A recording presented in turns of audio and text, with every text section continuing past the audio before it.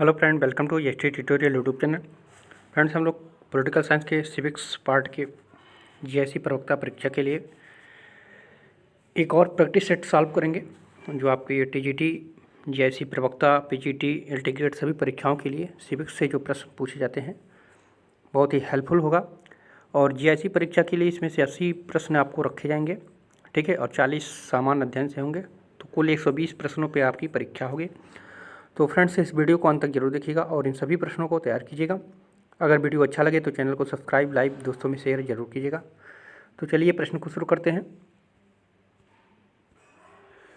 ये पहला प्रश्न पूछा गया था, कौटिल्य के लिए जो है स्वामी का अर्थ होता है।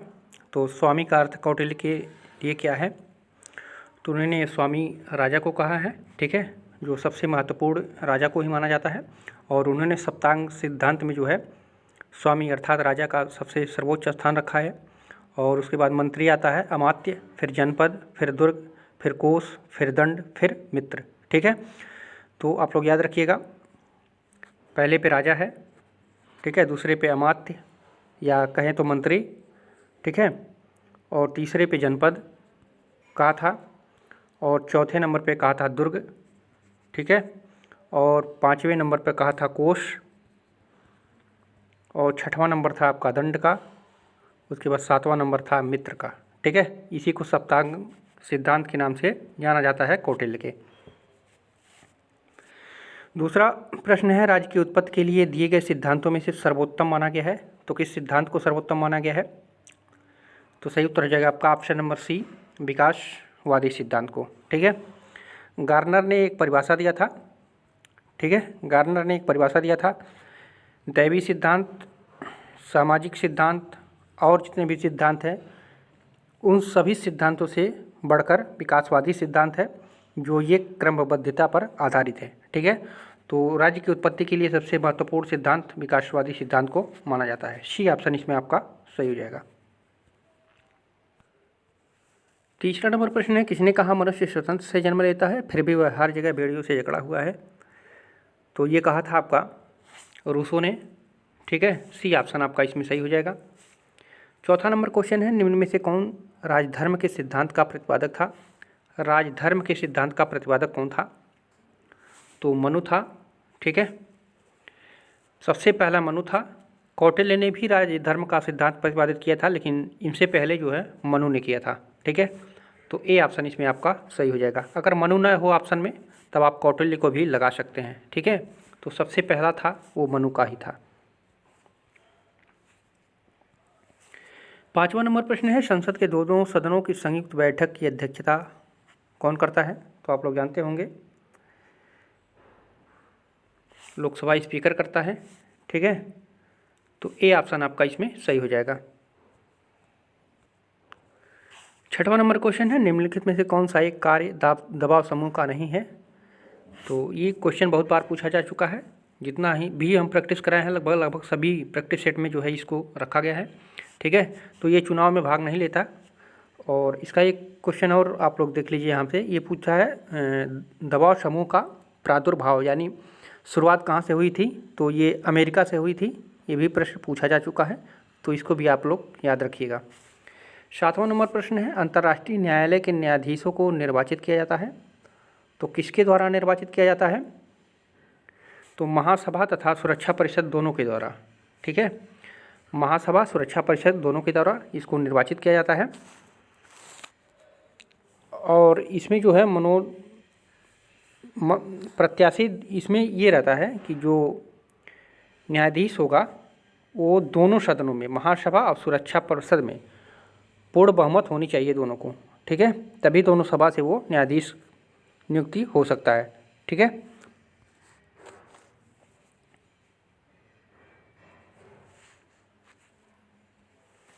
आठवां नंबर प्रश्न है, निम्नलिखित में से संयुक्त राष्ट्र के किस अंग ने 10 दिसंबर 1948 के मानव अधिकारों की विश्वव्यापी घोषणा को अलंकृत किया है? तो ये महासभा, ठीक है, ऑप्शन नंबर ए आपका सही हो जाएगा। और घोषणा पत्र में प्रस्तावना सहित जो है इसमें 30 धाराएं, ठीक है, 30 धाराएं हैं। ये भी पूछा जाता है प्रश्न, ठीक है। तो महासभा में जो है कुल 30 धाराएं हैं प्रस्तावना सहित। ठीक है, इसको भी याद रखिएगा। 9 नंबर क्वेश्चन है, संयुक्त राष्ट्र चार्टर निम्नलिखित में से किस एक सम्मेलन में अंगीकृत किया गया था?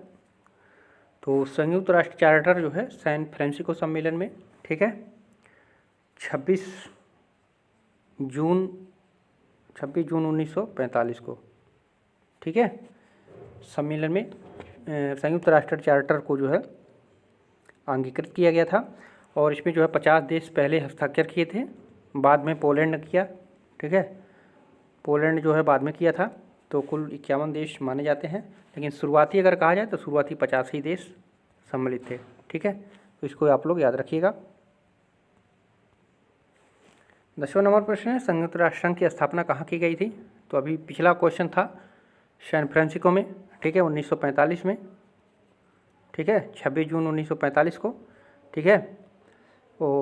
लेकिन 24 अक्टूबर को जो है संयुक्त राष्ट्र संघ दिवस मनाया जाता है। और इसमें शुरुआती में 50 देश हस्ताक्षर किए थे। 51वां देश पूछा जाता है कभी कभी, 51वां देश तो कौन था? तो पोलैंड था। ठीक है, यहाँ से भी प्रश्न पूछा जाता है कि 51वां देश तो कौन था? तो पोलैंड याद रखिएगा। 11 नंबर प्रश्न है, निम्नलिखित में से किस विचारक ने सामाजिक समझौते के सिद्धांत की आलोचना नहीं की है? नहीं पूछ रहा है यहाँ पे। तो राइट महोदय ने जो है सामाजिक समझौते के सिद्धांत की आलोचना नहीं की थी। बी ऑप्शन सही होगा।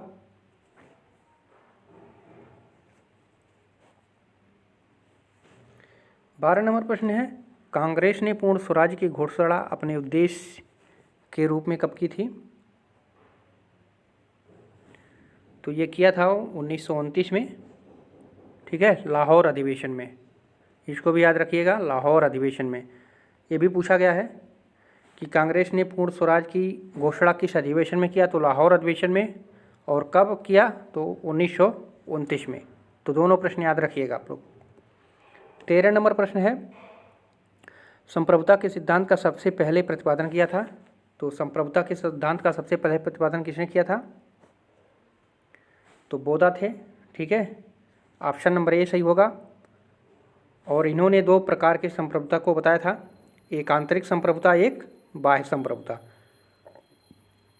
तो ये भी पूछा जा सकता है कि बोधा ने कितने प्रकार की संप्रभुता का वर्णन किया है? तो 2 प्रकार का, आंतरिक और बाह्य।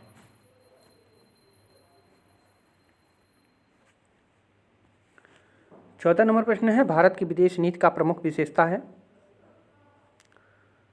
तो साध्य की नीति, ये भी सही है। शांतिप्रिय साधनों की नीति, पंचशील है ही। ठीक है, तो सही सभी है ये विशेषता। 15 नंबर प्रश्न है, निम्नलिखित में से कौन सा दक्षेस की कार्यसिद्धि का कार्य पद्धति का आधार है? तो ये आम सहमति है। ठीक है, और दक्षेस का अगर गठन पूछेगा तो 8 दिसंबर 1985। ठीक है, और इसका मुख्यालय कहाँ पे है? तो काठमांडू में है। इसको भी याद रखिएगा, काठमांडू में है।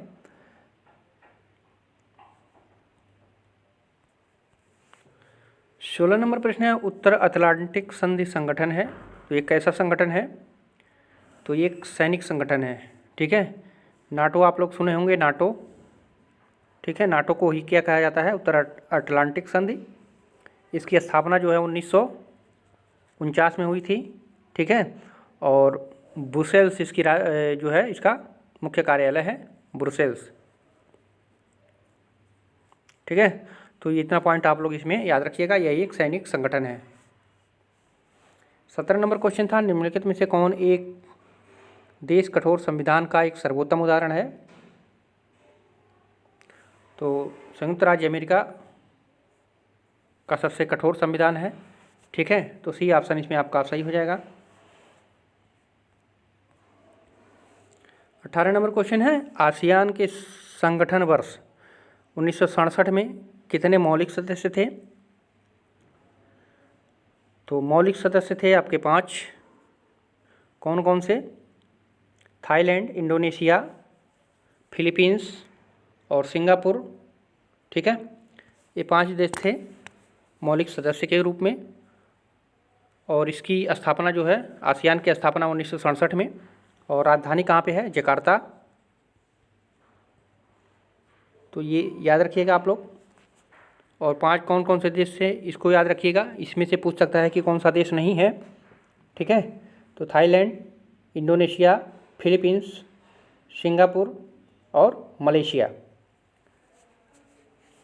19 नंबर प्रश्न है, किसी राज्य के राष्ट्रपति शासन किस प्रावधान के अनुसार लगाया जाता है? तो राष्ट्रपति शासन कब लगाया जाता है? किस अनुच्छेद के तहत? 356 के तहत, ठीक है। तो डी ऑप्शन इसमें आपका सही हो जाएगा। सबसे अधिक राष्ट्रपति शासन किस प्रदेश में लगा है? उत्तर प्रदेश में, ठीक है। इसको भी याद रखिएगा।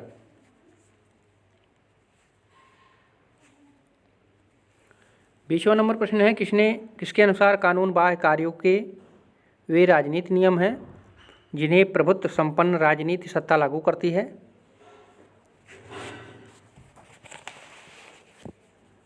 तो किसने कहा था, ये पूछा जा रहा है इसमें। तो सही उत्तर हो जाएगा आपका ऑप्शन नंबर सी, डायची महोदय ने कहा था। ऑप्शन आप लोग करेक्ट कर लीजिएगा, थोड़ा सा इसमें गलती हो गई है। किसके अनुसार कानून बाह्य कार्यों के वे राजनीतिक नियम हैं जिन्हें प्रभुत्व संपन्न राजनीतिक सत्ता लागू करती है? ये हॉलैंड महोदय ने कहा था, ठीक है।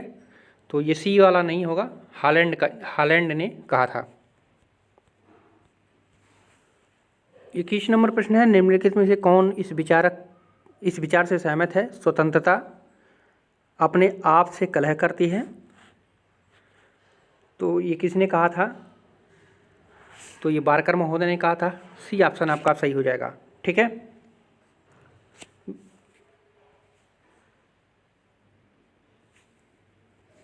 22 नंबर प्रश्न है, निम्नलिखित दिए गए मूल अधिकारों तथा नीति निर्देशक तत्व के संबंध में दिए गए वक्तव्यों में कौन सी अद्यतन स्थिति सही है? तो इस वक्तव्य में कौन सा सही है, ये पूछा है। तो पहला में है, किसी भी हाल में नीति निर्देशक तत्वों को मूल अधिकारों पर प्राथमिकता नहीं दी जा सकती। तो स्थिति में कौन सा सही है, इसमें पूछा है। तो ये पहला तो गलत है, ठीक है। राज्य के नीति निर्देशक सिद्धांतों को मौलिक अधिकारों की राज्य के नीति निर्देशक तत्वों पर सदैव प्राथमिकता प्राप्त होती है। तो प्राथमिकता तो इसमें नहीं है, ठीक है, गलत है। क्यों गलत है? क्योंकि जो राज्य नीति निर्देशक तत्व हैं वो सिर्फ राज्य के तत्वों के बारे में बताता है और मौलिक अधिकार जो है संपूर्ण अधिकार को प्राप्त करता है, इसलिए गलत है। सी ऑप्शन देखिए, मौलिक अधिकारों की राज्य की नीति निर्देशक तत्वों पर सदैव प्राथमिकता प्राप्त होती है, गलत है। डी ऑप्शन है, कुछ मामलों में नीति निर्देशक तत्वों को मूल अधिकारों पर प्राथमिकता दी जा सकती है, कुछ मामलों में। तो ये बिल्कुल सही आपका है, ठीक है। तो डी ऑप्शन इसमें आपका सही हो जाएगा। 23 नंबर प्रश्न है, निम्नलिखित में से कौन सा विषय भारत के संविधान की राज्य सूची में है? तो राज्य सूची में पुलिस आता है। ये किस में है? समवर्ती में है। केंद्रीय लोक सेवाएं संघ सूची में है, ठीक है। तो ये पुलिस जो है ये राज्य सूची की विषय है। 24 नंबर है, भारत का संविधान अपने नागरिकों को प्रदान करता है। तो एकल नागरिकता है भारत में, आप लोग जानते होंगे। तो ए ऑप्शन सही होगा। 25 नंबर प्रश्न है, निम्नलिखित में से किस एक वाद ने भारतीय संसद को 24वां संवैधानिक संशोधन लागू करने के लिए प्रेरित किया था? तो गोलकनाथ केस, ठीक है, में जो है 24वां संविधान संशोधन हुआ था, ठीक है। 26 नंबर प्रश्न है, किसने कहा रक्त संबंध समाज का निर्माण करता है और कालांतर में समाज राज्य को जन्म देता है? तो ये किसका कथन था? तो ये मैकाइवर महोदय ने कहा था, ठीक है। 27 नंबर प्रश्न है, भारतीय संविधान 11वां परिशिष्ट संबंधित है। तो 11वां किससे संबंधित है? तो पंचायत से। 11वां भाग यहाँ कहा है, ठीक है। परिशिष्ट से आप लोग गड़बड़ा नहीं जाइएगा कि कहीं दूसरा कुछ पूछ रहा है। तो ये पंचायत से संबंधित है। 28 नंबर प्रश्न है, राष्ट्रीय महिला आयोग का गठन किया गया था। तो संसद के एक पारित अधिनियम के द्वारा किया गया था, ठीक है। तो सी ऑप्शन सही हो जाएगा। 29 नंबर प्रश्न है, प्रभावकर्ताओं के मध्य एक संबंध है जिसमें एक कर्ता अन्य कर्ताओं को यह कार्य करने के लिए अभिप्रेरित करता है जिसे उन्होंने अन्यथा निष्पादित नहीं किया होता। यह कथन किसका है? तो ये रॉबर्ट डाल का है, ठीक है। तो बी ऑप्शन सही होगा।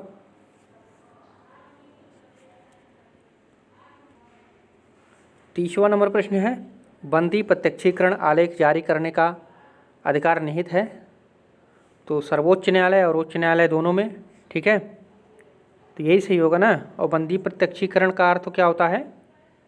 प्रस्तुत किया जाना, प्रस्तुत किया जाना, इसको याद रखिएगा। तो आपका सी ऑप्शन इसमें सही होगा। 31 नंबर प्रश्न है, निम्नलिखित में से कौन एक भारतीय संघवाद को सहयोगी संघवाद के रूप में परिभाषित किया? भारतीय संघवाद को सहयोगी संघवाद के रूप में किसने प्रस्तुत किया था?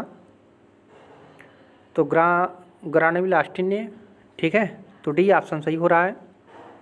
32 नंबर प्रश्न है, राष्ट्रपति पद रिक्त स्थान भरा जाना चाहिए। मान लीजिए राष्ट्रपति की अनुपस्थिति में राष्ट्रपति की मृत्यु हो जाती है या राष्ट्रपति कार्यकाल समाप्त हो जाता है, तो कितने दिनों के अंदर पद भरा जाएगा? तो 6 माह के अंदर। किस अनुच्छेद के अंतर्गत? 62, ठीक है। अनुच्छेद 62 जो है राष्ट्रपति के रिक्त पद की व्याख्या करता है। तो सी ऑप्शन सही होगा। 33 नंबर प्रश्न है, 33 नंबर प्रश्न है, भारत में समवर्ती सूची का विचार किस देश के संविधान से ग्रहण किया गया है? तो समवर्ती सूची जो है ऑस्ट्रेलिया से लिया गया है, ठीक है। वर्तमान में कुल इसमें 52 विषय हैं, ठीक है। तो ये ऑस्ट्रेलिया से लिया गया है। तो बी ऑप्शन सही होगा। 34 नंबर पूछा गया है, किसने न्याय को न्याय उचितता के रूप में घोषित किया? न्याय को न्याय उचितता के रूप में किसने घोषित किया था? तो जॉन रॉल्स ने, ठीक है। ए ऑप्शन सही होगा। 35 नंबर प्रश्न है, कानून संप्रभु का एक आदेश है, यह कथन किसका है? कानून संप्रभु का ये आदेश है, तो ये कहा था आपका ऑस्टिन ने। तो बी ऑप्शन सही होगा। 36 नंबर प्रश्न है, निम्नलिखित में से कौन सा एक भारतीय संविधान की पहली अनुसूची में प्रावधान नहीं है? तो नहीं है पूछा है।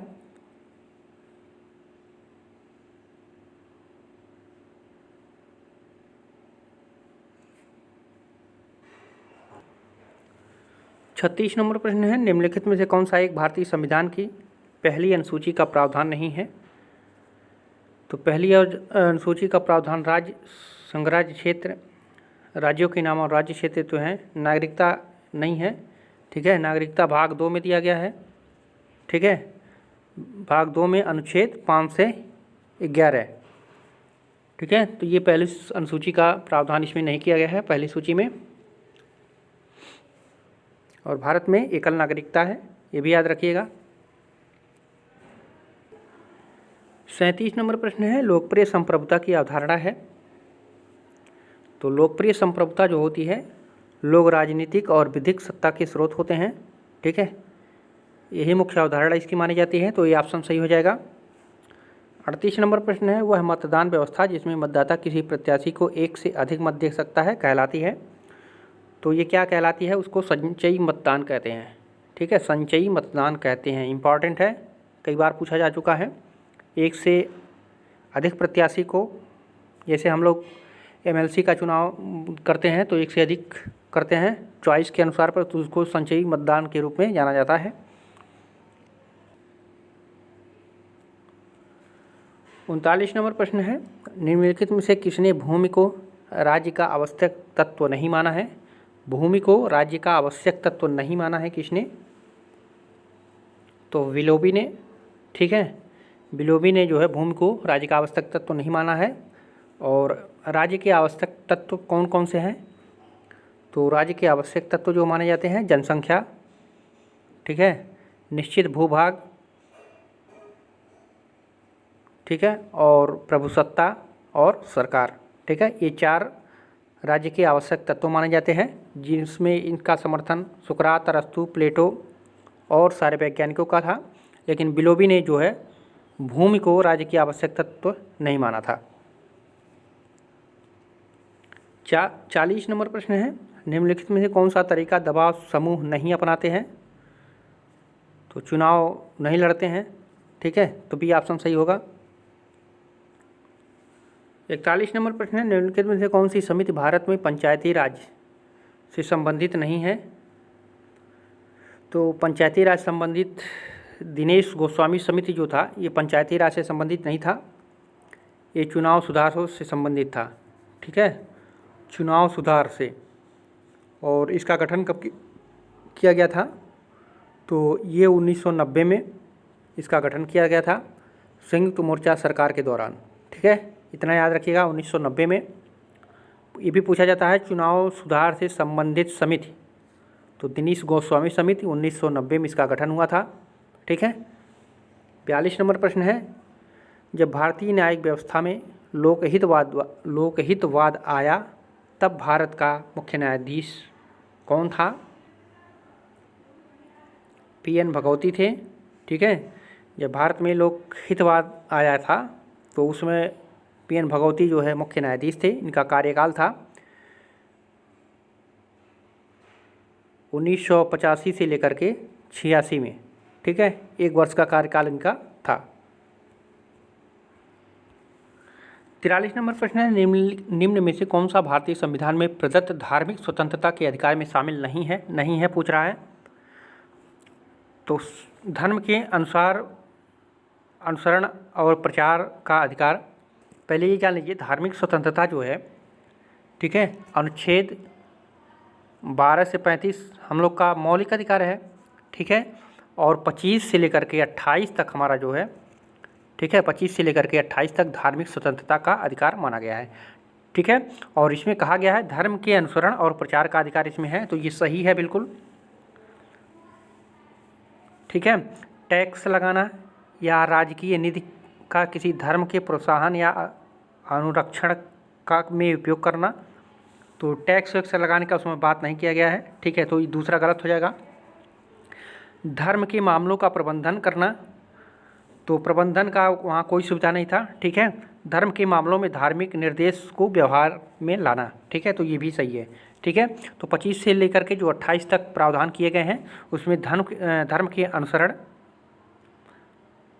और प्रचार का अधिकार तो ये नहीं किया गया है, सॉरी यहाँ पे देख लीजिएगा, ये नहीं किया गया है। टैक्स लगाना या राजकीय नीति या किसी धर्म के प्रोत्साहन या अनुरक्षण के उपयोग करना, तो ये सही हो जाएगा, ये नहीं किया गया है, ठीक है, दूसरा नहीं किया गया है और चौथा नहीं किया गया है, तो डी ऑप्शन इसमें सही हो जाएगा, ठीक है। एक बार इस प्रश्न को ध्यान से देखिएगा, शामिल नहीं किया गया ये पूछ रहा है, तो टैक्स लगाना, राजकीय निधि या का किसी धर्म के प्रोत्साहन या अनुरक्षण का उपयोग करना, तो ये नहीं है व्यवस्था, ठीक है। और चौथा जो है धर्म के मामले में धार्मिक निर्देश का व्यवहार में लाना, ये नहीं है, ठीक है, तो ये आपका कोड सही हो जाएगा। 25 से लेकर के जो 28 में व्यवस्था किया गया है धर्म के स्वतंत्रता के अधिकार में, ठीक है, इतना आप लोग जान लीजिए। 44 नंबर प्रश्न है, भारतीय संविधान की 12वीं अनुसूची में उल्लिखित नगरीय निकाय को निर्दिष्ट विषयों की संख्या है। तो नगरीय निकायों में विषयों की संख्या 18 रखी गई है, ठीक है। 12वीं अनुसूची कब जोड़ा गया था? तो 74वें संविधान संशोधन में, ठीक है। और ये जो है भाग 9 में है, कौन सा? 12वीं अनुसूची भाग 9 में, ठीक है। तो इतना याद रखिएगा, 12वीं अनुसूची भाग 9 में इसके संविधान संशोधन 1974 में जोड़ा गया था और कुल नगरीय निकायों की विषयों की सूची है 18 है, ठीक है। 45 नंबर है, शिक्षा का अधिकार मौलिक अधिकारों में सम्मिलित किया गया, तो कब किया गया था? तो 86वें संविधान अधिनियम 2002 द्वारा, ठीक है। शिक्षा का अधिकार मौलिक अधिकार में सम्मिलित किया गया था 86वें संविधान संशोधन अधिनियम 2002 के द्वारा, ठीक है। और इसको किस अनुच्छेद में रखा गया है? तो 21 के क में, ठीक है, इसको अनुच्छेद 21 के क में रखा गया है और 6 से 14 वर्ष के लिए जो शिक्षा निःशुल्क का इसमें प्रावधान करता है, ठीक है। तो सी ऑप्शन इसमें आपका सही हो जाएगा। 46 नंबर प्रश्न है, स्वस्थ लोकतंत्र के निर्माण में बाधा है, तो स्वस्थ लोकतंत्र के निर्माण में कौन सा बाधा हो सकता है? निरक्षरता, दूसरी शिक्षा प्रणाली, ठीक है, सी ऑप्शन सही होगा। 47 नंबर प्रश्न है, निम्नलिखित में से कौन संप्रभुता की बहुलवादी अवधारणा से नहीं जुड़ा है? यहाँ पे नहीं पूछ रहा है। तो मैटलैंड जो है सही हो जाएगा। बहुलवादी अवधारणा से ये नहीं जुड़े हैं। और हेगेल जो थे, क्रैब थे, दुर्खीम थे, ये सब जो है बहुलवादी अवधारणा से जुड़े हुए हैं। ठीक है, तो ए ऑप्शन इसमें आपका सही हो जाएगा। और जो मेटलैंड थे, संप्रभुता के अद्वैतवादी विचारधारा से संबंधित थे। 48 नंबर प्रश्न है, निम्नलिखित में से कौन फेडरल गवर्नमेंट का लेखक है? फेडरल गवर्नमेंट पुस्तक के लेखक कौन है? तो केसी ह्यूयर हैं। ठीक है, ये ऑस्ट्रेलिया के थे और इन्होंने इस पुस्तक की रचना की थी। ठीक है, ऑक्सफोर्ड से। ठीक है, ऑक्सफोर्ड से इन्होंने ही फेडरल गवर्नमेंट की रचना की थी। 49 नंबर प्रश्न है, निम्नलिखित में से किसने कल्याणकारी राज्य की अवधारणा को प्रतिपादित किया था? तो टी.एच. ग्रीन। ठीक है, कल्याणकारी राज्य की अवधारणा प्रस्तुत किया था टी.एच. ग्रीन। और कल्याणकारी राज्य की अवधारणा का सर्वप्रथम अगर पूछे शब्द का प्रयोग किसने किया था, तो आर्क जो है आर्क बिशप। ठीक है, आर्क बिशप थे एक, तो उन्होंने जो है कल्याणकारी राज्य की शब्द का सर्वप्रथम जो है उपयोग किया था और इसकी अवधारणा जो प्रस्तुत किया था वो टी.एच. ग्रीन साहब ने। 50 नंबर प्रश्न है, अखिल भारतीय सिविल सर्विसेज के अभ्यर्थियों का चयन किया जाता है तो किसके द्वारा किया जाता है? तो संघ लोक सेवा आयोग द्वारा। ठीक है, ये ऑप्शन सही होगा। और यह एक जो है संवैधानिक संस्था है। ठीक है, संवैधानिक संस्था है। ये भी पूछा गया है कि यह एक संवैधानिक संस्था है या असंवैधानिक संस्था है। ठीक है, तो याद रखिएगा यह एक संवैधानिक संस्था है। 51 नंबर प्रश्न है, दो सूची दिया गया है और सूची में बुक्स हैं और इधर वो जो है उनके विचारक हैं, तो उसको सम्मिलित करना है। तो दर्शन शास्त्र से संबंधित कौन था? तो मन। दर्शन शास्त्र में मन की ही व्यवस्था की गई है। ठीक है, मन के बारे में ही इसको दर्शाया गया है। और राजनीति विज्ञान में शक्ति के बारे में व्यवस्था की जाती है। ठीक है, और अर्थशास्त्र आप लोग जानते ही होंगे व्यापार से संबंधित होता है। और समाजशास्त्र स्तर विन्यास से। ठीक है, तो पहला का 4, दूसरा का 3, तीसरा का 2, चौथा का 1, तो आपका ऑप्शन नंबर बी सही हो जा रहा है। ठीक है, इसमें ये किताब है, ये पूछा गया है कि किस क्षेत्र में इसका उपयोग किया जाता है। तो दर्शन शास्त्र मन के बारे में, राजनीति विज्ञान शक्ति के बारे में, अर्थशास्त्र व्यापार के बारे में, समाजशास्त्र जो है स्तर विन्यास के बारे में। ठीक है, 52 नंबर प्रश्न है, भारत में राष्ट्रपति राज्य के राज्यपाल को नियुक्ति करने की प्राधिकृत है। तो ये मतलब पूछ रहा है किस संविधान से लिया गया है राष्ट्रपति और राज्य के राज्यपाल का जो नियुक्ति करने की प्रक्रिया? तो ये कनाडा से लिया गया है, कनाडा के संविधान से। ठीक है, याद रखिएगा। और यूएसए से क्या लिया गया है? मौलिक अधिकार हमारा लिया गया है यूएसए से। ठीक है, और ऑस्ट्रेलिया से, ये ऑस्ट्रेलिया से समवर्ती सूची, ऑस्ट्रेलिया से समवर्ती सूची, यूएसए से मौलिक अधिकार और कनाडा से राष्ट्रपति और राज्यपाल की नियुक्ति करने की प्रक्रिया।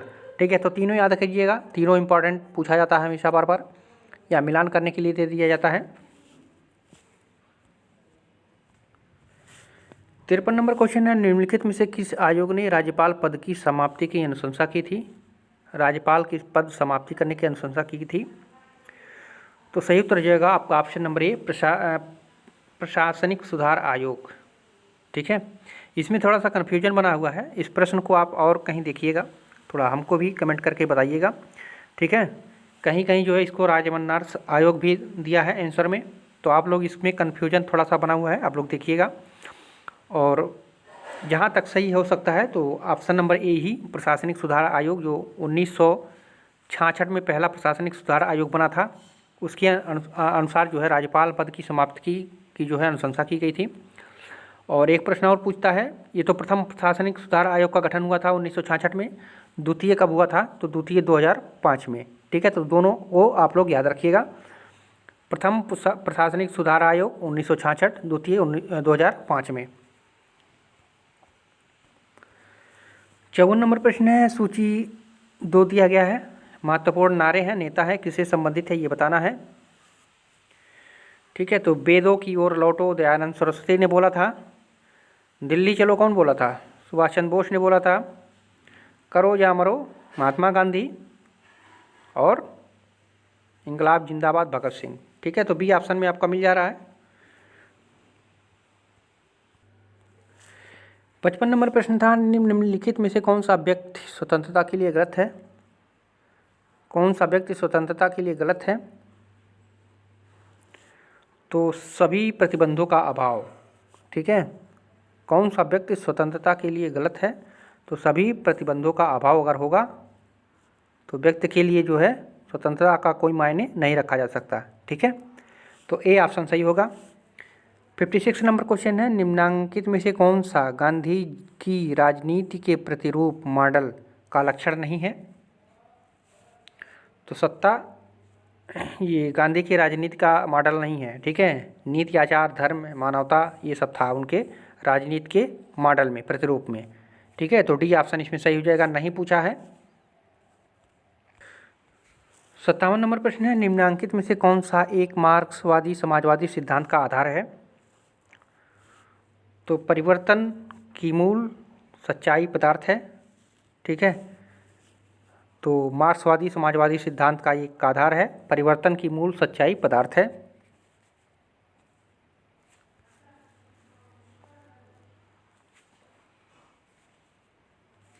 58 नंबर प्रश्न है, न्याय का वितरणात्मक सिद्धांत प्रस्तुत किया था? तो राल्स महोदय ने। ठीक है, न्याय का वितरणात्मक सिद्धांत इंपॉर्टेंट है, ये भी पूछा गया है कई बार। 59 नंबर प्रश्न है, मनु के खाड़गुड़िये में निम्न में से कौन सा शामिल नहीं है पूछा है? तो शांति उसमें शामिल नहीं है, व्यवहार, विग्रह, संश्रय था। ठीक है, तो ए ऑप्शन सही हो जाएगा। 60 नंबर क्वेश्चन है, सामान्य निर्वाचन हेतु एक निर्वाचन क्षेत्र का निर्धारण किया जाता है तो किसके द्वारा? परिसीमन आयोग द्वारा। ठीक है, तो डी ऑप्शन सही हो जाएगा। सामान्य निर्वाचन हेतु निर्वाचन क्षेत्र का निर्धारण किया जाता है किसके द्वारा? परिसीमन आयोग द्वारा। इंपॉर्टेंट है, कई बार पूछा है। ठीक है, तो फ्रेंड्स ये रहे महत्वपूर्ण 60 प्रश्न जो आपके सभी एग्जाम के लिए टीजीटी, पीजीटी, जीआईसी जितने भी ईएलटी ग्रेड सिविक्स से प्रश्न रखे जाते हैं। तो ये वीडियो था उससे संबंधित। अगर वीडियो अच्छा लगा हो तो कमेंट करके ज़रूर बताइएगा। फिर मिलते हैं अगले वीडियो में। पूरा वीडियो देखने के लिए आप सभी का धन्यवाद।